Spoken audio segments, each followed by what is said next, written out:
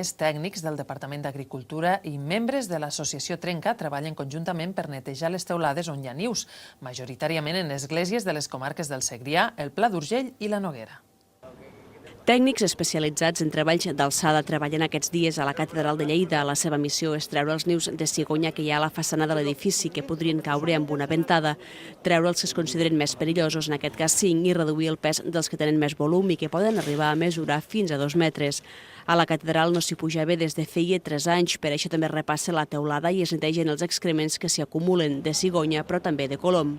L'objectiu és millorar la convivència entre cigonyes i persones. El que pretenem és aconseguir l'equilibri i la convivència entre aquest animal salvatge que part del seu hàbitat és compartit amb nosaltres, és les ciutats, és els campanars, a vegades inclús algun edifici particular. Durant la neteja, els tècnics han trobat 2 ous en un niu. Ara es traslladaran al Centre de Fauna Salvatge de Vallcalent.